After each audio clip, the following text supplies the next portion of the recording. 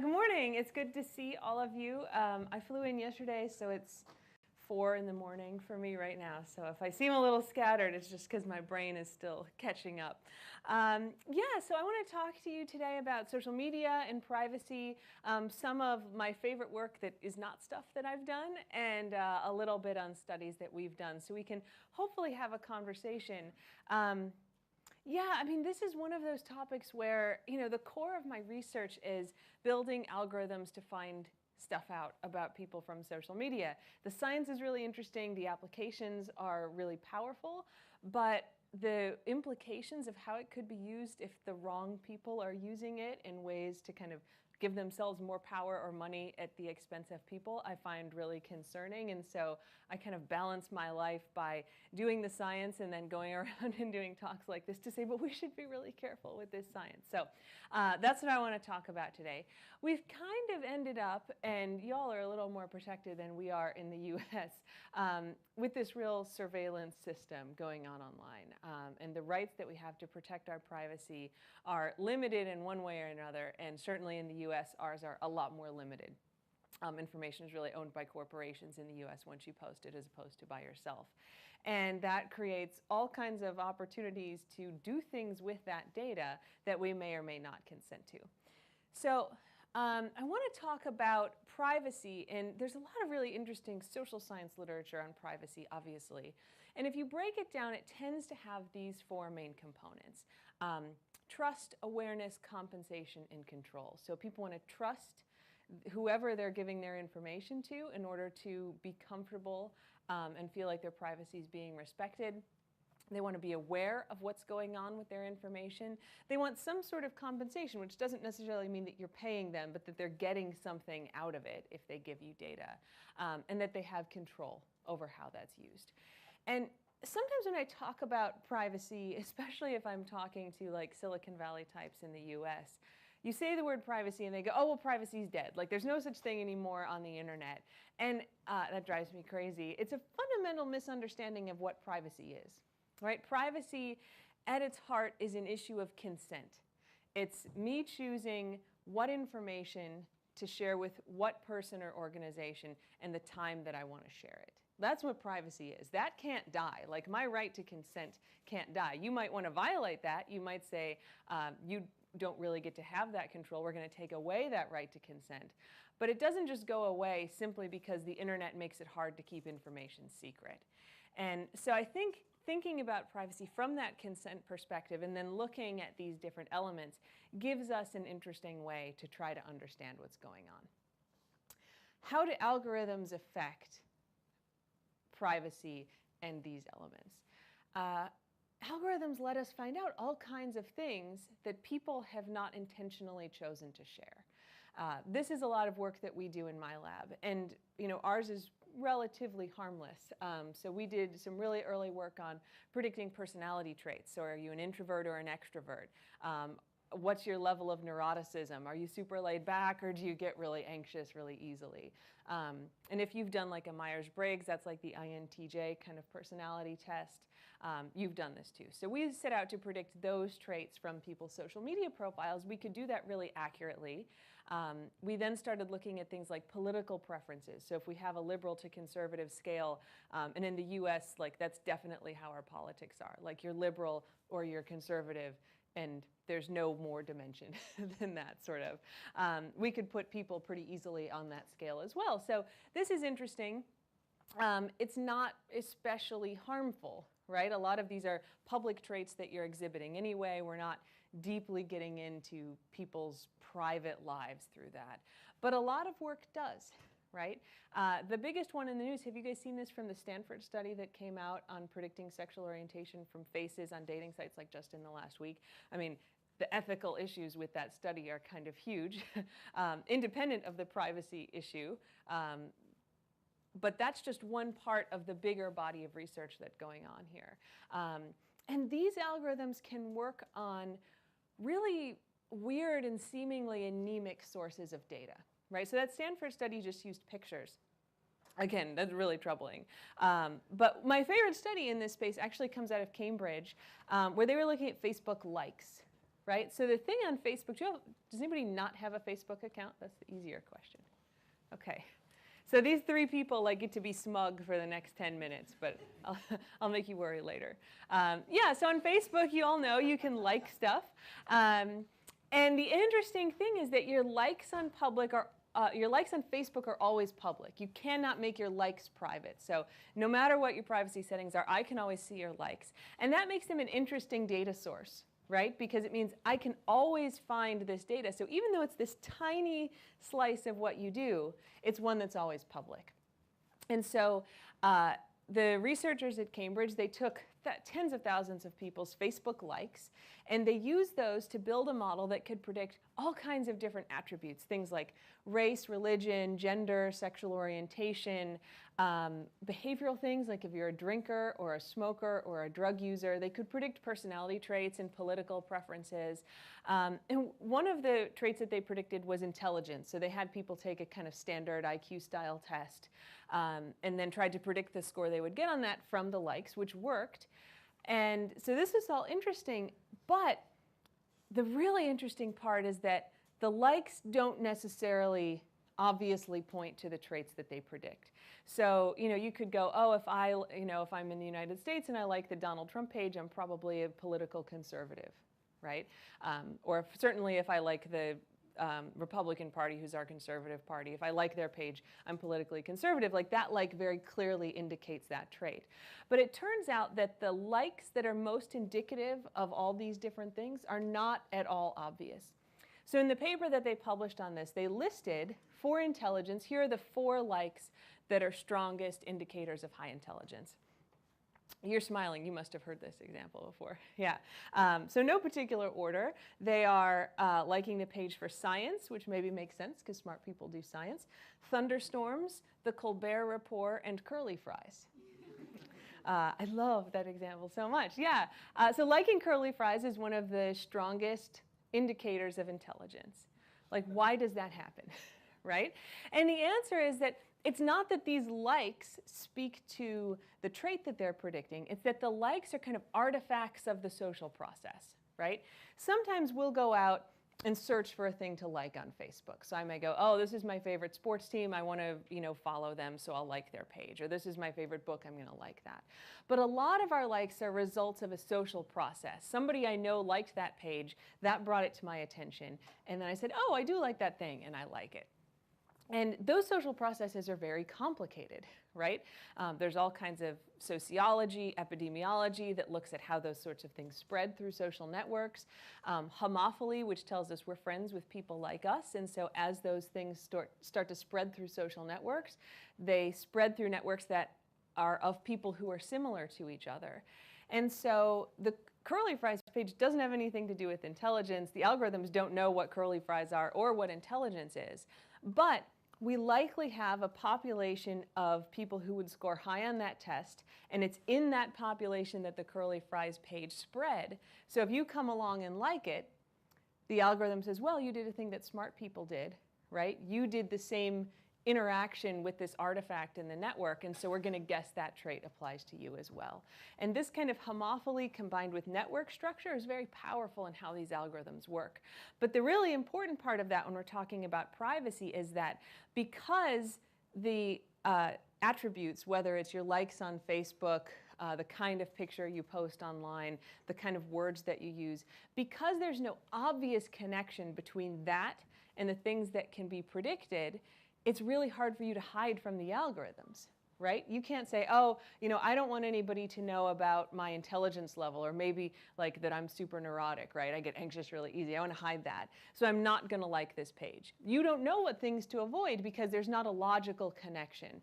And that's true in almost all these algorithms. There's a lot of mystery into what's going on the inside. And the average human user can't go, oh, well, of course, if I avoid this action, it's going to prevent the algorithms from finding this out about me. The algorithms find things out from all kinds of weird sources. So that has a lot of implications for how we think about privacy. All right, so if we go ahead here, I want to connect this to a couple components of privacy. Awareness, which is what I've just been speaking to, is where I want to start. So just a little bit of background here. If we want to talk about privacy and people and where they fall on this scale, there's something called the Weston Scale. This was actually developed, I think, when we were studying like credit cards. You know, how comfortable are you with a credit card having your personal data and information about your finances? And it's been adapted to look at all kinds of social media and algorithmic privacy. And so generally people fall into 3 different camps, which is along this spectrum. Privacy fundamentalists, I am one of these. I feel like I should explicitly consent to every use of data about myself, and you shouldn't do anything otherwise. Privacy unconcerned, these are the people who are like, I don't care. Like, they can have whatever data about me they want. I'm not worried about it. This is about 25% of the population on either end of the scale, though the privacy unconcerned is a shrinking population these days. The majority of people fall in this middle section, privacy pragmatists, where they go, well, like, I know I have to give up some access to my personal information, but I get a lot of benefits from that. And, you know, yeah, I don't know exactly what they're going to do with that data, but I'm okay with it. So knowing where people fall on this spectrum and thinking about where you might fall gives you an interesting way to kind of feel out the discussion that we're going to have. So let's talk about how people are aware of how their data is used. And I want to talk about a few different studies. We did one on Facebook apps. So these actually work similarly to apps that you would have on your phone. But on Facebook, these are any games that you might have, anything where you do connect with Facebook or sign in with Facebook falls into this space of Facebook apps. So we wanted to find out how much do people understand about the data that they're providing access to when they use a Facebook app, when they sign in with Facebook. So we did this study where we listed a bunch of different pieces of data, and we asked people, do you think if you use an app that it could potentially get access to these data points? So photos is one, comments that you've made on other people's posts, your friends' information, so, you know, what's your friend's name, where do your friends live, your private chat messages. And here's the percentage of people who said they thought apps could get access to those different things. So about 2/3 of people think, yeah, an app potentially could get access to my photos. About 23% think that apps could get access to their private chat messages. Apps can get access to all of this. Not every app necessarily, but you can write an app that can read private chat messages. So what this shows us first is that people are dramatically underestimating the information that is available to apps. And a lot of this, the friends' information, for example, every app can get access to that, you know, barring a few clever settings by your friends. Like, this is a really common way that apps work. They grab your friends' data. So people really misunderstand how much information they're sharing when they do this. What we then did is we said, well, maybe we can do some interventions to help people understand better. Like, what if we make them read the Facebook data use policy, right? Which is not written in like crazy legal language. It's pretty easy to read. It's got some vague parts to it. So we did that. We also had people watch a video, which I'm going to show you in a second, and then we measured how much better their understanding got after this intervention. Okay, so this is the video. I'm going to start it in 1 second. This has sound, AV guys, so hopefully that'll come up. This is a video called Take This Lollipop. Have any of you done this before? Oh my God, this is like one of my favorite things on the internet. Okay, so the website is takethislollipop.com. You can make a video like this for yourself. So this is like an interactive movie that pulls data from your Facebook page. They are privacy concerned people, so as far as I can tell, they're not going to steal your data. I'm going to show you the video that it made for me.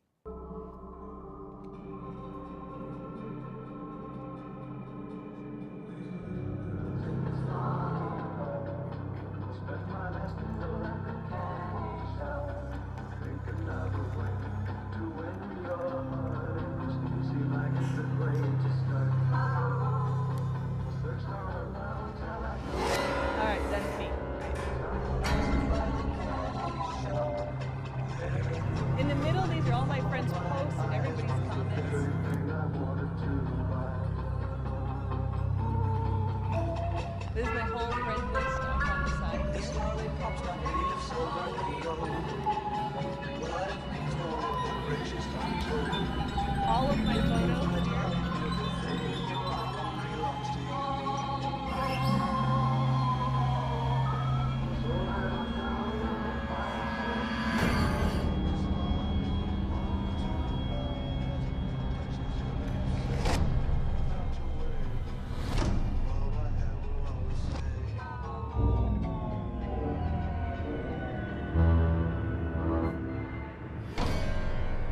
just putting in my location when I made the video.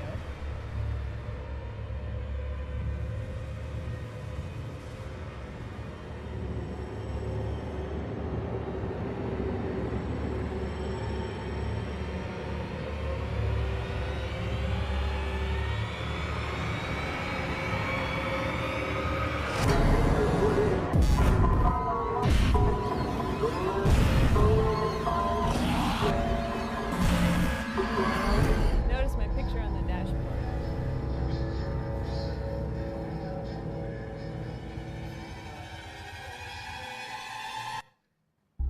All right, that's the end. This is amazing, right? Even when you know it's coming, it's so much better when it's yourself in there. So you can make it at takethislollipop.com, or if you just Google like creepy Facebook video, you can make one of these. I mean, this came out a few years ago, and I think like everyone in the world should watch this, right?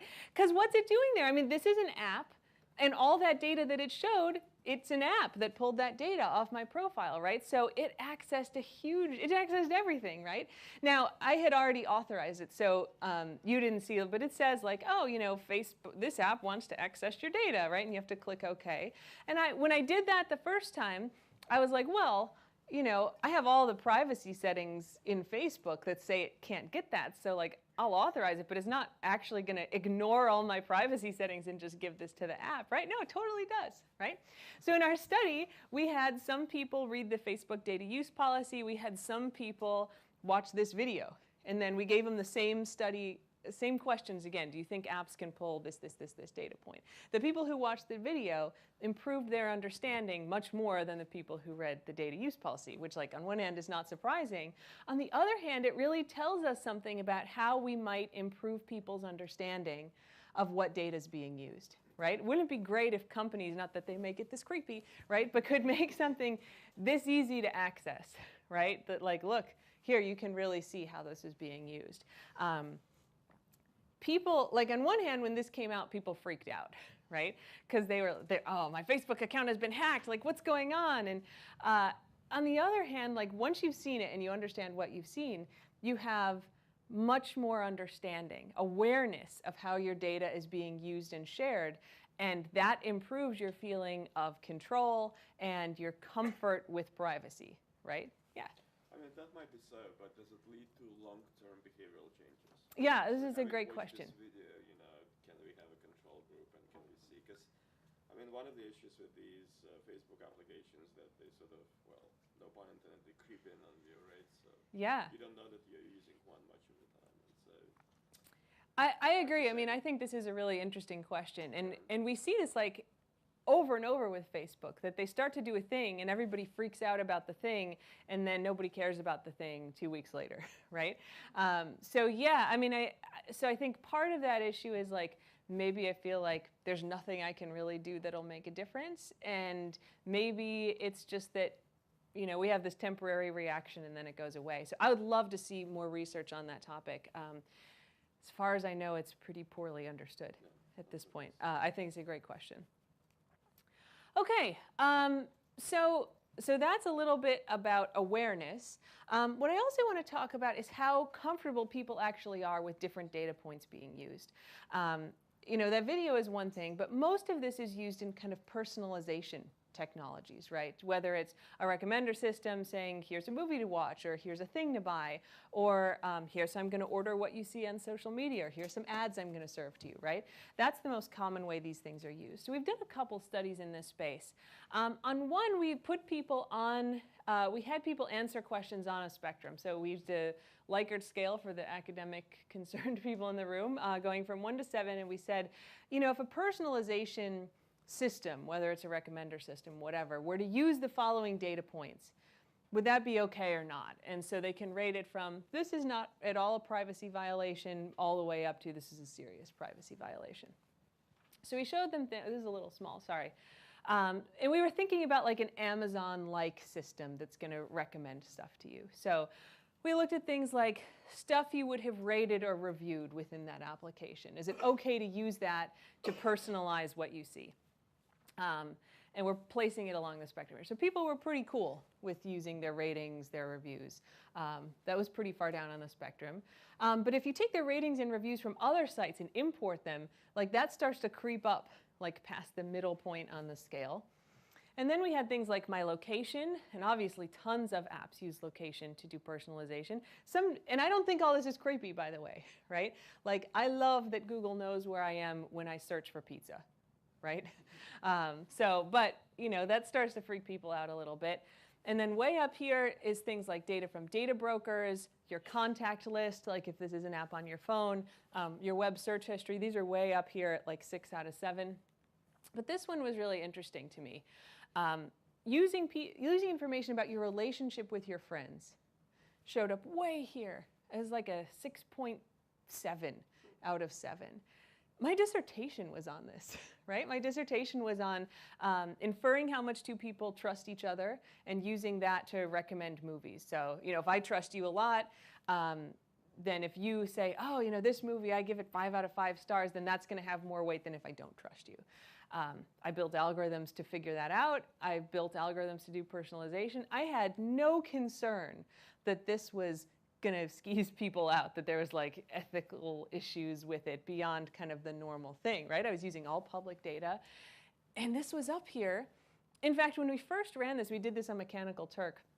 We had an attention check question in there to make sure people weren't just randomly clicking. And it was, they had to do the same thing for a company sending a person to your house who sits on your couch and watches you 24 hours a day. How much of a privacy violation is that? When we first downloaded the data, it scored lower than using relationship info. So once we threw out the people who were like clearly, they were like, oh yeah, cool, you can come to my house. We threw those people out.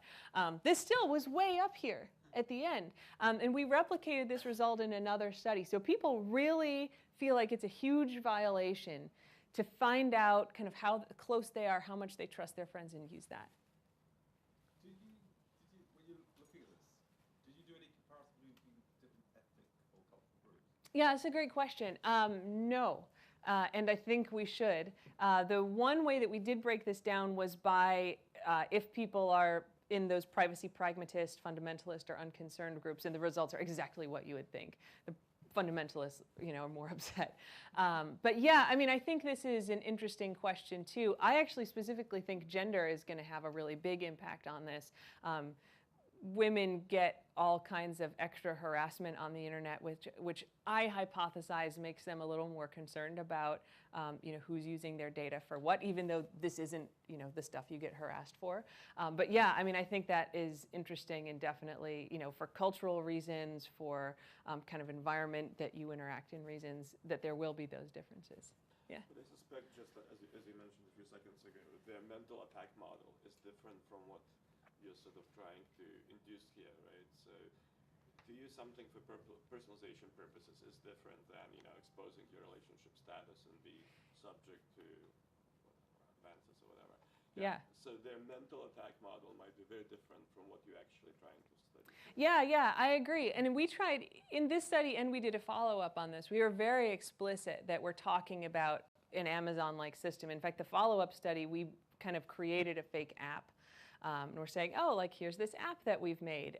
Would you be okay? And I really wondered about this one. So I was super explicit in it. Like, what it's going to do is, you know, try to figure out how much you trust or how close you are to your friends, and that's going to be used in here. I agree that people have poor attack models in their heads. No question about that. But these results are definitely not the result of them thinking, oh, you know, this is going to be publicly available or that kind of thing. But yeah, I think this is important. I mean, part of why I'm here talking to all of you about this is that I think we need so much more research in this space of just understanding how people think about privacy and what kind of things concern them. And this doesn't get really to applications of that, like which applications am I okay with using things and which aren't? How is the trust that I have in the company affect that? Like, I trust Amazon pretty much with my data. certainly more than a lot of other websites, and so I may be fine with them using some of this and not other places. So yeah, I mean, I think there's a ton of open questions in how you communicate this to people, how you extract the right answers. So I'd like to see 50 more studies that do better than this. Amazon is the most trusted brand in the US. Is that true? Later. Oh. Yeah. Sound also, we need the mic. Oh, that's right. Yeah, I'm sorry. Okay. So yeah, so this was interesting to me, right? That we have this real spectrum of the level of comfort that people have and the sort of things that they're concerned with. And there's the person sitting in the house. We threw that out. So the study that I'm actually presenting at Oxford tomorrow gets more to this issue of consent, which is kind of like my pet issue because it's at the heart of so much of this. So are you happy if I consent to things? So this is a kind of follow-up on the study that I just showed you, and we asked people, like, would you consent to a system personalizing your experience based on your in-app ratings, your friends' ratings, your social media profile, your relationship information, a really similar kind of thing. But it basically says, all right, here's this pretend app. If this app wanted to use this kind of data for each one, would you consent or not? And then we said, okay, here's all of these data points. How many people would consent to an app using, say my contact list to personalize my experience? So here's the percentages. These map very closely to the results that we got in the first study. Most people are fine with my in-app ratings being used. This is interesting because most apps do pull your contact list. Only 5% of people said they would consent to that. So that's interesting. But then what we did was break this down. And we said, if people would consent, does it make a difference how comfortable they are if we explicitly ask for their consent or not, right? So I might say, yeah, like, I would consent to my in-app ratings being used, but that doesn't mean they're going to ask me to consent to it, right? And so if we compared among the people who said, yes, I would consent to this being used, how comfortable are you with that data being used if you're not asked to consent versus how comfortable are you if you are asked to consent? There's exactly the difference that you would expect. People are less comfortable if it's used without getting their permission than if it is. But on a lot of these more sensitive ones, right, like people are comfortable either way with their in-app ratings being used. But on things like your social media profile, your relationship information, your contact list, the people who said they would consent are uncomfortable with it being used if they're not explicitly asked. And when they are explicitly asked, they shift over into the comfortable end of the spectrum. So it shows that like this ability to consent, which gets right into those issues of awareness and control that I talked about at the beginning that we know from the social sciences are important to people's understanding of privacy, that has a big impact on how people feel about the apps, how comfortable they are with their data being used, the trust that they have in the companies. And so I think this is an initial study that highlights how we want to be thinking about obtaining consent from people and that it matters to them. But again, like with all these other things, I think we need a ton more research on this. And then the question becomes like, as researchers, and we can extend this to people, as companies who do these kinds of practices, do we care? Because what we, can see is that we kind of underestimate how well users understand users underestimate how their data is being used, right? They think their data is more protected than it is. And that's not just our work here. Like, that's pretty widely shown. There's evidence that people would not consent to some data being used that is commonly used. The surveys that we did here, there's a lot of stuff where people's like, no, I'm not cool with that being used. It's a privacy violation. I don't want it used. Do we care? Like, are we going to use it anyway? Because we can, right? It's public. Do we care that people wouldn't consent to that if you were asked? And then do we want to make a bigger effort to increase user awareness about what data is used and how? My husband is a lawyer, and so he writes terms and conditions, and so we have really interesting discussions about this, because I'm like, every single thing should be listed in there, and he's like, no, you want to make it, vague, so it covers everything. And that's not malicious, right? I mean, I think some terms and conditions are malicious. They try to hide stuff from people, but you know, I don't expect Facebook to go make creepy stalker video to educate people, but there's research, you know, and not just ours, that shows there's more effective ways to communicate to people how their data is being used. Do we want to do some more research on that and maybe start using those mechanisms to really inform people so we're not just hiding from people how that's being used? I think these are questions that we want to challenge the community with. I think as researchers, these are things that we care about, but we need a lot more research on these topics.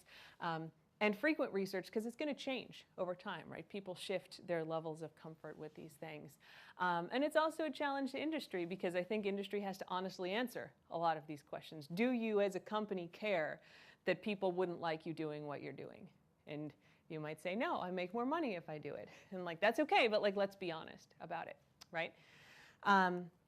So yeah, I mean, just to kind of tie this all back together, the algorithms are super powerful, and I've obviously talked about kind of the creepier end of it here today, but I don't think these algorithms are all bad, right? I build them because I think they're useful. And if you look at the applications, you know, I think particularly in the healthcare space, where some of these algorithms are getting as good as some like wet diagnostic tools, right? Like they can do a blood draw or they can run an algorithm and the results are almost the same in terms of accuracy. Like there's really big implications that that can have in a very positive way at predicting people's risk for developing disease, at predicting kind of current signals of what might come out. You know, one study I love in this space, Munmunja Chowdhury had done work on following pregnant women on Twitter over the course of their pregnancy, and they built an algorithm where on the day the woman has her baby, you can run the algorithm on their Twitter feed and predict with something like 80% accuracy if they'll develop postpartum depression or not, which is pretty amazing, right? It's one of these conditions that is not widely recognized, because you're supposed to be happy when you have a baby and everything's great. And so women are kind of hesitant to say, like, I am really feeling miserable.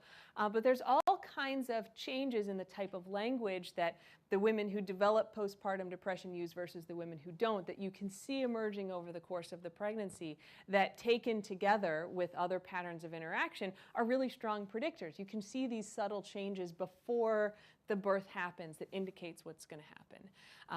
Wouldn't it be great if, like, you go in, you're going to have your baby, the doctor pushes a button, and she can tell you if you need to be monitored for that condition. I think in that space, we're seeing all kinds of developments like this that are going to be powerful and positive. But even if we take it kind of out of this like great moral good space, like I love that Amazon recommends stuff to me that like I would forget to buy or that I really want, right? It makes my life better, a lot of personalization. And we don't think about that, right? We don't think about how hard the web would be to use without personalization. I mean, maybe we do, but you know, we don't think about that in general, I think. Companies think about it, right? Netflix attributes a huge percentage of the money that they make to their recommender engine. I love their recommender engine, right? I love finding like those obscure documentaries I would never watch.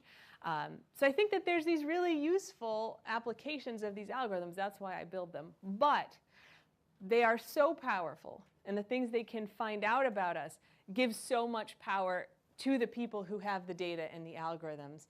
And we have so little awareness of how those algorithms work and what data is being used that we're kind of in this point right now where we just need to think more carefully about what's going to happen, because we're kind of charging full steam ahead down the algorithm path and not really figuring out all this other stuff, and all this power is getting concentrated in the hands of the companies who have the data, who can make the algorithms, and not the people. And so I want us to really understand that problem better. Ideally, we'd have like some regulatory responses to this. I'm not at all hopeful that that's going to happen.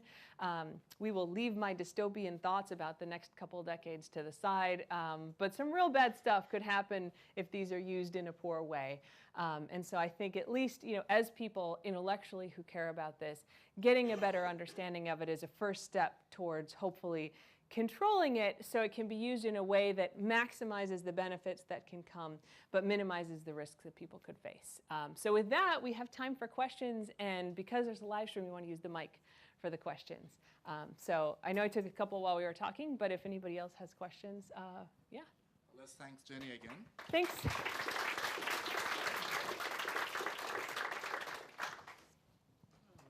have a question with regards to the assumption that there is the interest of the person versus the interest of the company, Yeah, and sometimes they work together, sometimes they won't. yeah, And the ontology of it always goes in the direction that we don't want to disclose too much information, right? But at the same time, we may be crowding out info, like the idea that actually we could use not just information for personal or for company use, but it could be used for social use. So, like, is there a way to, enrich maybe the debate, because we are just thinking a dichotomous way, whereas in fact the world is much more complicated than one company versus one person. yeah. I totally agree. And so, yeah, I mean, I've been kind of putting it in the terms of like, I have this one thing and the companies have this other thing. Yeah, I mean, ideally those are going to work together. And I think all these positive examples I gave, even if we just think about like, Netflix or Amazon as a simple example, it works for both of us, right? I want these recommendations. It's going to make me buy more stuff. They want me to buy more stuff, so that's all good. But yeah, I mean, you also raise an interesting point that me giving some data can also kind of benefit a larger group independent of benefiting me or the company. I've completely ignored that, kind of on purpose in these studies. But I think that's really important because a lot of the benefits that we can see from these algorithms require us to have data about a lot of people. And so if we all are holding it back for our own personal comfort level, we're denying potential benefits to other people. I don't have a right answer of the way to balance that, but I totally agree. I mean, I think it's an interesting and well-taken point that needs to be in the bigger discussion. Hi. Hey. No, the Amazon maternal TERT study with the lighter scale and the relationship info being really worrying for people. Did you screen the maternal TERT people if they had a social media account or not? Yeah, so we did require all the Mechanical Turk people to have a Facebook account, I think, that we didn't get that data. We asked that they did. And this is also restricted to people in the US, which biases it in, we don't know how, but definitely does. It allowed us to have a little bit more control over the group. But yeah, there's certainly some bias in there. Hi there, thanks, that was really interesting. I was quite curious that you said that we probably need some regulatory responses, but we probably wouldn't get them. And I'm quite curious as to why you think we wouldn't and what you think they should be. Yeah, so again, this is going to highlight our Europe-America differences. I mean, everything's screwed up in the United States right now, in case y'all haven't noticed. It's real bad. So we could get there, right? We're not on the path to getting there. So for example, we had, and I don't know if this news made it across, but it was like my fit for a couple weeks. We had a law that passed. Not many have passed lately, but we had one that passed. So we obviously have Trump as our president. His party is in control of both houses in Congress. So they can pass whatever they want. They haven't been too effective, which is good, but they did get this one, which is bad, which says, your internet service provider, right, the company that brings internet to your house, now has the right to monitor your full web history, every site you go to, and then sell that data. This was not allowed before. The Obama administration put in laws or regulations saying that this couldn't be done, and the one thing that they've done is agree to pass a law that said, yes, your internet service provider can now collect that data without telling you and sell access to it. So it just shows that we are like going down this path, and I'm not a political scientist, right? So I don't know what the environments are, but this is certainly the US-based issue that tends to align with the liberal conservative is, should companies be able to make money off stuff they get from people versus should people have a right to make that decision? And the conservatives are on the company side and the liberal, and this is not 100%, but that tends to map out that way. So we're now in this position where the conservatives are passing laws giving more control to the companies, which does necessarily make this thing that I said isn't quite there. It's taking rights away from people. Is that going to continue to happen? So we have our midterm elections, which control half of Congress in November of 2018. If we see a big anti-Trump backlash and control of Congress shifts to the Democrats, to the Liberal Party, we could see a shift in the other direction in the US. So I am in Maryland, which is right by Washington, D.C., and next to us is Virginia. I've talked a lot with the senator from Virginia, who is like super privacy interested and has all kinds of like really interesting proposals. So one that came out of his office that I think is a cool way to talk about this, and has recently come up, I don't know if this news has come to you guys. So we had a big breach at Equifax, which is, so a lot of you are nodding. They keep credit reports, right? So they just surveil everybody, and they have this data on everybody, and they just got hacked in literally like every American, right? 172 million people. All of our data is now out there. So this is bad. And he came out with a statement about this that says, you know, we need to start holding companies responsible for all the data they have on people. He's on the Commerce Committee and has suggested that publicly traded companies, when they do their quarterly like earnings reports, all these required things, should have to report on the value of the personal data they hold. Now, who knows how you figure that out, but we'll figure something out. And the liability, if they were to get hacked. What would it, you know, what's the liability that comes with that? They would just have to report that, right? So that's going to affect the behavior of a lot of companies who now are just hoarding all the data that they can get on people, and they'll figure out what to do with it later. So I think that there's a really creative way to think about not just, you know, you can't sell access to this data without people's permission, but ways to encourage more privacy-respecting behavior. Now, Europe is kind of our model in the US for like how you could do this better, right? Because, and again, like I am not a political expert, but y'all have way better rules than we do in terms of respecting people's rights to control their data. I like the way I see things going here, but again, like I don't monitor the politics that well. So I am dystopian for the US, but there's a glimmer that it might work out okay. But you know, I think in general, I don't want to stop companies from using this data. You know, I think it can be used well, but I think there has to be an element of consent in there, and that there can be all kinds of regulation to discourage kind of irresponsible or mindless collection of data, like just for the hope that it can be used. Thank you. Hey.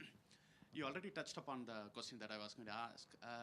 See, I mean, getting consent to access the data is just an entry criteria, right?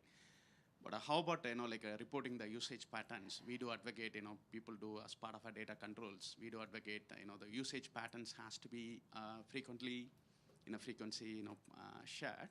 So that's one of the things is in a bit of a gray area, because that is literally, I mean, impractical getting an access how that companies can be using such as usage patterns ahead of time.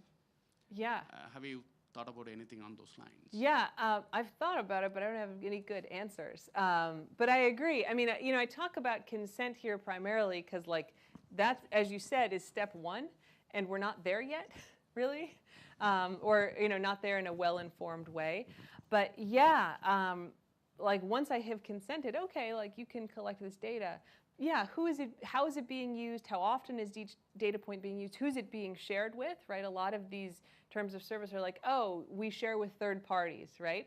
Like, who are those third parties and what are they doing with it? I agree. I mean, I think that needs to be reported. And of course, the problem with all of this, the consent and reporting the usage patterns, is that it can get really intrusive because all kinds of data is being collected all the time and used in lots of ways, and you don't want to overwhelm people by throwing information at them like consent to this, approve to this, like look at this, because then they're just going to ignore it and we're not better off. So I don't have a good solution to that yet, but I am optimistic that such solutions exist, and that once we get a good understanding, that becomes an active space of research, and that there are good things to find. So I agree with you, but I don't have the magic solution yet. I'm just interested, just perhaps a little nuance in the research you did. Sure. And I'm intrigued what's going on in people's heads between being relatively okay about using friends' ratings, but then relationship information being right down at the bottom. And I don't quite understand what's going on in people's heads when they make that distinction. Yeah, I don't either. And that's, you know, we ran 2 studies on this, right? 2 separate studies. And that result happened both times. Like, I was hoping it was a weird fluke that I like had it phrased poorly in the first study. So I was like incredibly explicit about it, and with examples of it in the second study, we got exactly the same result there. So I don't know. I think, and this kind of goes against the whole theme of what I've been saying, I think people are not understanding that right. Because it doesn't seem that sensitive to me that if I'm like, oh, we've known each other for 2 decades and so we're close, that's super sensitive information. Or like, oh, I don't trust his movie ratings at all. Like, that doesn't seem all that sensitive, and yet people are throwing it up there. So I don't know what they're thinking either. It's on my list to do a study to probe this a little, to do interviews and really get down and talk to people about it.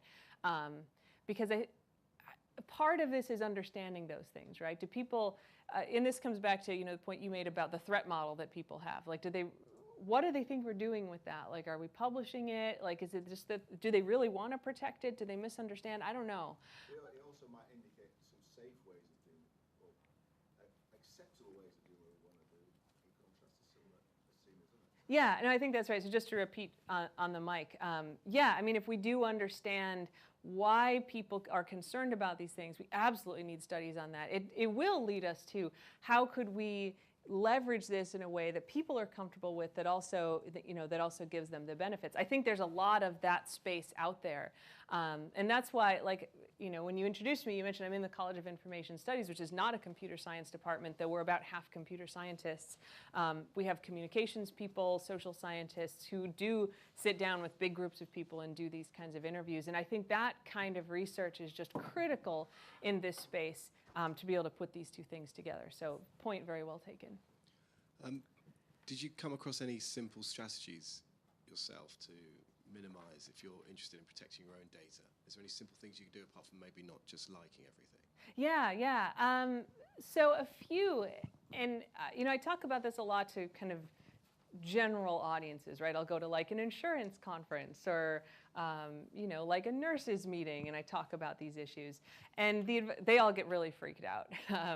So the advice that I give, the main one, and I use this strategy myself, is not to use Facebook or a social media site as the archive for your personal life, right? And a lot of people do. Like, they're like, but all my photos are on Facebook, and like every post, everything I've thought for the last 8 years is on Facebook. And it's like that's fine. Do you want Facebook, a company that makes money by exploiting your data, to be the place that you store that data? Because I'm not saying don't put that stuff online, just maybe you don't want it all there, right? And so what I do, you can download an archive of everything that you've ever done on Facebook and look at it on your computer. So I did that, and then this was a couple of years ago, I deleted not my Facebook account, just everything I had ever done on Facebook. I unliked everything I had liked. I deleted every post. I deleted every photo. There were 30,000 of them because I was like one of the first 1,000 users of Facebook. It took me 2 weeks full-time, 8 hours a day, deleting things. There are now some automated tools that do that. Yeah, Facebook Timeline Cleaner is a good one. It's JavaScript, so like run it overnight, it'll delete everything. And so now the way that I use Facebook is that, like, I don't post a ton, but I'll post there, and then every couple weeks I'll run that and delete anything that's more than 2 weeks old. So there's only a handful of posts, and so that really limits what the algorithms can do. There's one of those for Twitter called Tweet Delete. I have a lot of Twitter accounts, and so like I run a very popular Twitter account for my dogs. They have like 15,000 followers. They're very popular on the internet.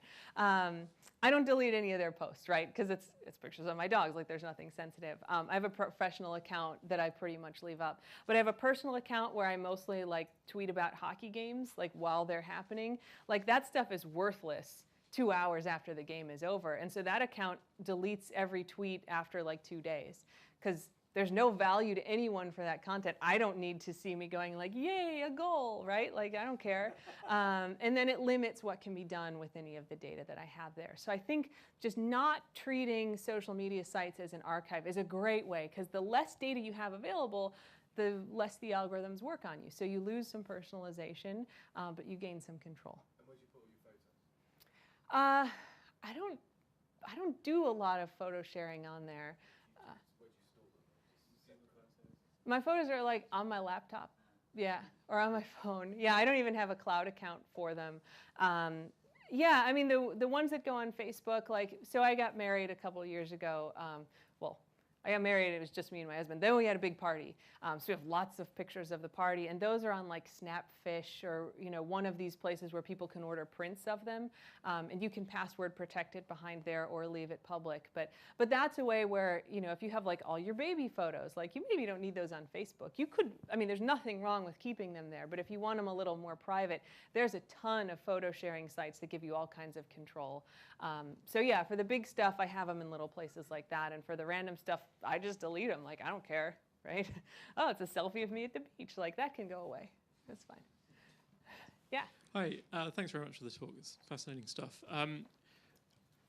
You know, I think given that so much of the conversation has been about social data, right, I wonder whether that actually gives us some potential as an approach to a solution to these kinds of issues. So thinking about, for example, that relationship status question. Well, clearly on your survey, you had some people who said, that's a 7. I really don't want my relationship status on the internet. There might be other people on that survey who might have given a 4 or a 3 to that question. Yeah. They might have been in the same relationship together. Oh, and I just wonder whether there's some sort of principle that could be kind of developed, maybe whether it's through regulation or through other means, that says, well, for situations at least where you have a kind of a shared data piece, the fact that you and somebody else are in a relationship together, you know, whether that provides some basis for saying, well, maybe does the more concerned person trump the sort of less concerned person in that context? And then to sort of make it a bit more broad-facing, I mean, your postpartum depression example was really interesting as well. But presumably in that case, as well as the people who are accurately predicted, there's going to be some people, quote unquote, caught up in that who are false positives or false negatives who don't end up developing depression or do. And they are, you know, potentially exposed to some extent to some kind of harm in that as well. So I'm just wondering whether this kind of notion of group privacy or kind of multiple party privacy maybe provides some basis, whether through like regulation or through just norms, to maybe develop some approaches to taking these questions on. Yeah, I think that's so interesting. And we do like kind of see those norms really informally, right? Where if I'm like, don't tag me on social media, it's sort of expected that like you won't tag me, right? And it's like kind of a jerk move if you do. So we sort of see those. But yeah, I mean, I think this is a place where we could do a ton more work and is really interesting because you do see people getting upset and privacy being violated in that way, which isn't at all like algorithmic or companies. It's just like people not matching those things up. And I think the idea of group privacy, you know, is really interesting. And there is some work on that, but one to look at more. To your other point, you know, kind of when these algorithms are wrong and the results that come from that, there's a great book that came out last summer called Weapons of Math Destruction, M-A-T. Oh, lots of people nodding, yeah. For those of you who haven't read it, it's kind of a manifesto about algorithms and their misuse, and it focuses on a very narrow set of cases. I did not want to like this book because I don't like manifestos. Like, I feel like they tend to just be overreaching, but it's written by a math PhD. I actually interviewed her for an event, and she was really thoughtful about it and had this very narrow set of cases of ways that, you know, when the algorithms are opaque and they're used in ways that can harm people, like these are things to be concerned about. So if you're interested in kind of the ethics of the application of these algorithms, that book, Kathy O'Neill, Weapons of Math Destruction, is a great read. I talk about it all the time. And I think, you know, it highlights some extreme cases, but I think makes a really interesting thought space around that issue of both when the algorithms are right and wrong, but who gets caught up in them and the implications. Yeah. I was interested in your thoughts about consent in a slightly different scenario, but is suggested by your slide. So CTV cameras. Yeah. So we have a lot of increasing number of embedded physical devices which collect data about us, which may be in public or semi-public spaces. And it's not clear how I can withhold consent in that kind of scenario. And I'm just wondering if you think there is any option there. Yeah, I don't see there being a huge option. This maybe is a form of kind of social norms. And I think, you know, we've definitely seen it shift more towards the surveillance side since, frankly, September 11th, right? So you look at the last exactly 16 years, and you've seen much more of a shift that way because people are afraid, right? And that fear has also been exploited. But then you hear, like I was just reading a book about a city or it was based in a city in China that has a lot, that everywhere there are these cameras. There's been a lot of terrorism there. And of course, China can very easily implement these things. And the guy was like, I didn't realize the first time I came here, like why the city sort of made me uneasy. And it's because there's just security everywhere. Like there's cameras everywhere. There's, kind of military police everywhere. And so that kind of exceeded what the social norm is. We've kind of had it creeping towards more surveillance. Yeah, it doesn't seem like, legally or socially you get a lot of right, especially in those public spaces, to not consent to that, right?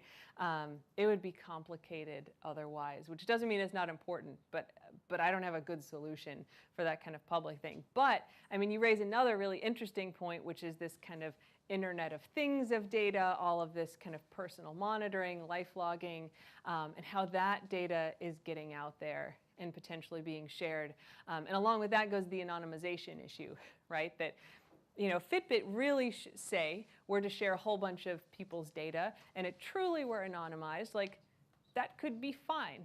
But you can't really anonymize these days, or it's very hard to, right? Because de-anonymization is part of this algorithmic space and is getting more powerful. So yeah, for the truly public spaces, I don't have a great solution that goes beyond like societal norms. But for these semi-public spaces and for all that data that's being collected from all these different devices, yeah, I think it's tricky, but there is stuff we can potentially do in that space, but we kind of have to think about what are people going to be okay with, where are there the risks, and where do we want to protect them? Because it's not the dichotomy that I was sort of highlighting before, like companies will make money and your privacy will be violated. That's a different kind of thing, and almost a more insidious one, because it's easy to just say, well, we're doing this for this reason, and just let it sort of happen, and that makes it easier to happen. So I guess I didn't give a good answer, but I agree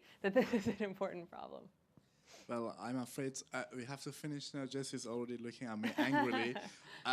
There is tea and coffee, and I suppose Jenny would be around for some more questions in the breakout session. And if you're leaving us, please don't forget to return your name badges to the reception. With that, I'd like to thank you again. Thank you. Thanks, everybody. And all the participants.